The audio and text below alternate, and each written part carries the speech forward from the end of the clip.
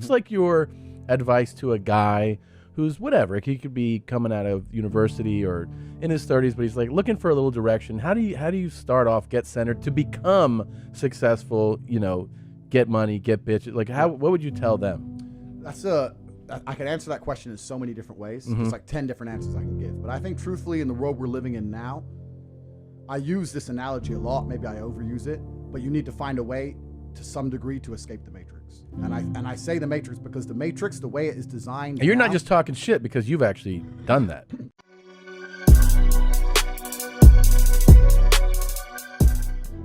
I've escaped the matrix. Yeah. I've literally escaped the matrix in nearly every form. So any form of oppression no longer applies to me. I get like a six-pack quick. What's the fastest way to get a six-pack? Why does it have to be quick? Why does it have to be easy? Why do you think life is all quick and easy? Why can't it be hard and difficult? Why can't you suffer?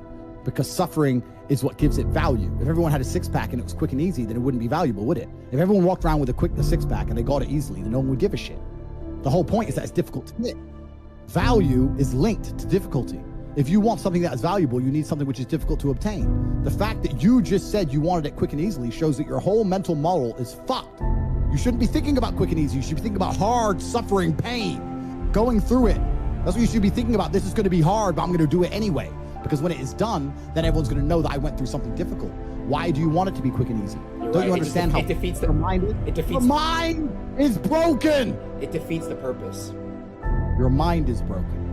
Going about my day when I'm hustling, I take 5 minutes off and I go down a shit spiral. How do you go about your day when focused? You want to answer first or me? Go for it.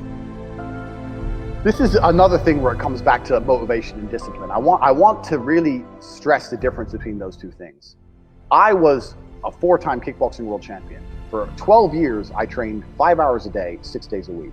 And I was motivated to train probably about 25% of the time. The rest of the time I went because I am disciplined. Just like you're talking about your ultra marathon. You don't feel like going through that shit on a Wednesday morning when you wake up, but you have to do it because you're disciplined. You're either a disciplined individual or you are not a disciplined individual. To sit there and say, and I'm going to tell you the truth, Ramsey, a shit spiral, what does that mean? You go on Pornhub or you start clicking on cat videos on YouTube. Like if you really wanted money, you would not do that. So you don't really want it. There's a difference between want and want.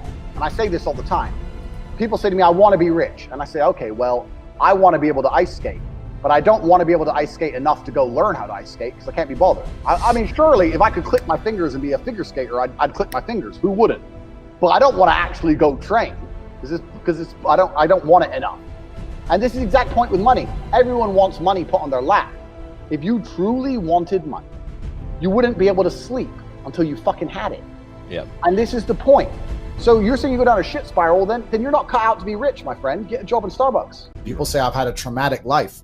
I say, well, then you're very, very fortunate. You had a traumatic life. Now, you may have misused that trauma. You may have misplaced it. You may have accepted the matrix telling you that you now have an excuse to fail, as opposed to using it to grow. But every single man of value went through trauma, and they went through pain.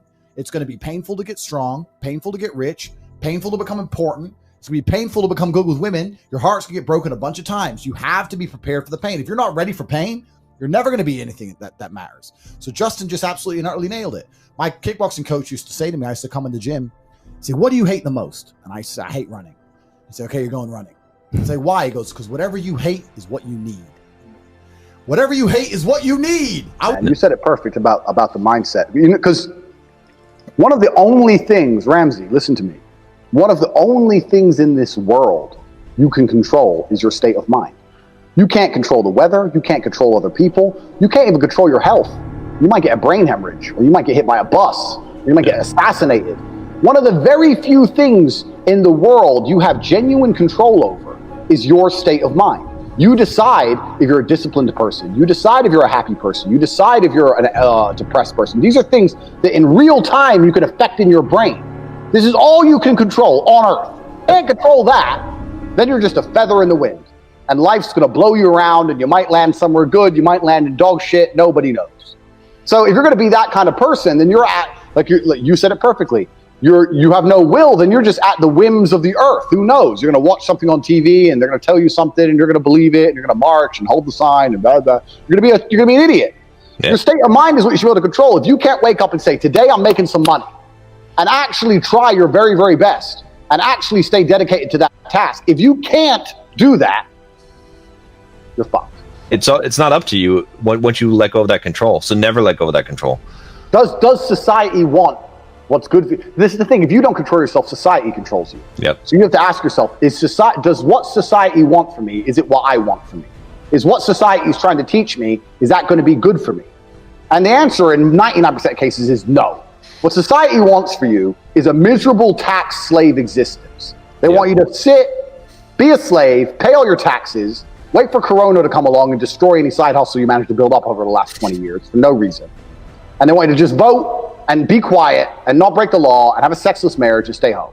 The society doesn't want anything good for you. Society does not want you to have any adventure. Society doesn't want you to be masculine in any way. Society does not want you to raise your voice. It wants you to be quiet, fill in the tax return.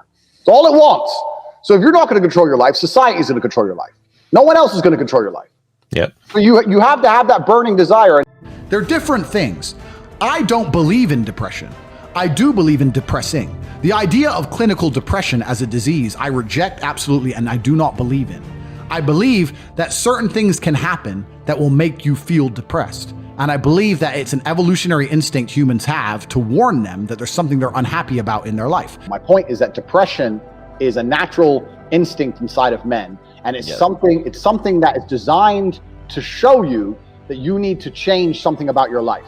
You can feel depressed, but you feel depressed, and that is a natural biological evolutionary trigger for you to change something in your life. That's your own mind telling you you're unhappy about X.